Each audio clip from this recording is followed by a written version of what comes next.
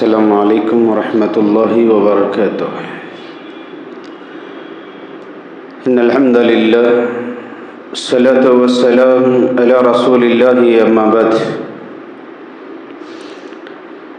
عن عثمان بن عفان رضی اللہ عنہ ان رسول اللہ صلی اللہ علیہ وسلم قال خیرکم من تعلم القرآن وعلمہ، رواہ البخاری۔ عثمان بن عفان رضی اللہ عنہ کہتے ہیں، پیارے نبی رسول اللہ صلی اللہ علیہ وسلم نے فرمایا، تم میں سب سے بہترین آدمی وہ ہے جو قرآن کو سیکھے اور سکھائے۔ معزز سامعین و سامعات،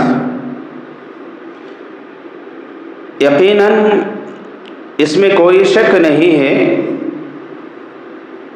کہ قرآن کریم ایک افضل کتاب ہے، ہدایت کی کتاب ہے، ثواب کی کتاب ہے۔ جو اسے تھام لیں گے، جو اپنی زندگی کو اس کے مطابق عمل میں لے آئیں گے، وہ انسان سب سے افضل، سب سے بہتر بھی ہوں گے اور دنیا اور آخرت میں کامیاب اور کامران بھی ہوں گے۔ یہاں ہم کو ایک بات جاننے کی ضرورت ہے، وہ یہ ہے کہ جیسے ہی ہم قرآن کو سیکھتے ہیں، سکھاتے ہیں، پڑھتے ہیں اور پڑھاتے ہیں، ایسے ہی ہماری زندگی میں اس پر عمل کا بھی ہونا بہت ضروری ہے۔ صرف قرآن کو رٹ لینے سے، قرآن کو پڑھ لینے سے، صبح شام میں اور آپ اس کی تلاوت کر لینے سے، بغیر سمجھے کے، بغیر عمل کرے کے، تو پھر ہم بہتر بھی نہیں ہو سکتے ہیں۔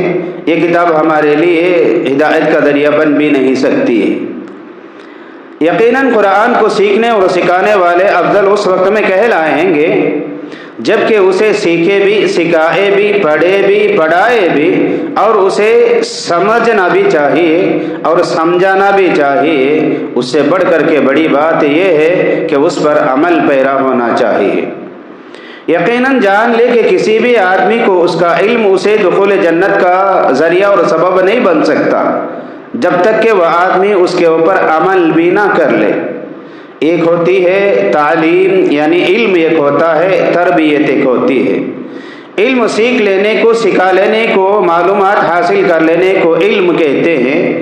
جو کچھ بھی سیکھے ہیں اس کے اوپر عمل کرنے کو اسے تربیت کہتے ہیں۔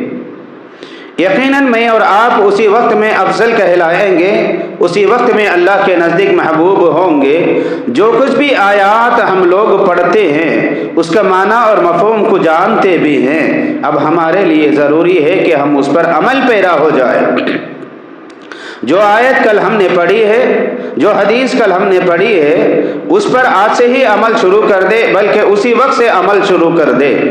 عمل کے ارادے سے قرآن کو سمجھے، سمجھنے کے ارادے سے قرآن کو پڑھے، تبھی چل کر کے ہم دنیا کے اندر افضل ہو سکتے ہیں، ورنہ پھر ہم دنیا میں ذلیل و خوار ہو سکتے ہیں۔ صحابہ اکرام رضوان اللہ تعالیٰ علیہم اجمعین کو اللہ تبارک و تعالیٰ نے قرآن کے ذریعے سے اتنا بڑا مقام اور مرتبہ انہیں دیا، انہیں اتنی زیادہ بڑے بڑے منصبوں سے نوازا۔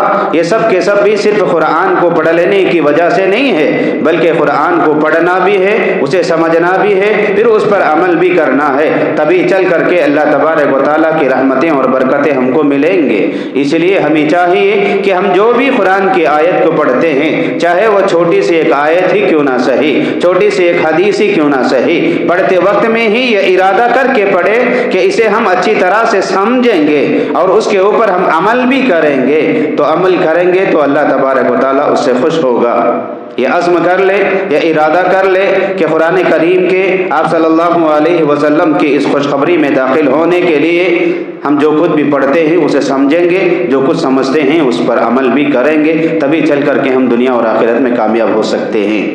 اللہ تبارک و تعالیٰ سے دعا ہے، اللہ رب العالمین مجھے اور آپ کو قرآن اور احادیث کے جو بھی باتوں کو ہم سنتے ہیں، پڑھتے ہیں، سناتے ہیں، اسے سب سے پہلے سمجھنے، اپنی زندگی میں عملی نمونہ بن کر کے دوسروں کے سامنے پیش کرنے کی اللہ ہم سب کو توفیق عطا فرمائے، آمین۔ اقول قولی ھذا استغفر اللہ لی ولکم ولسائر المسلمین اجمعین، سبحانک اللہم وبحمدک، اشہد ان لا الہ الا انت، استغفرک واتوب الیک۔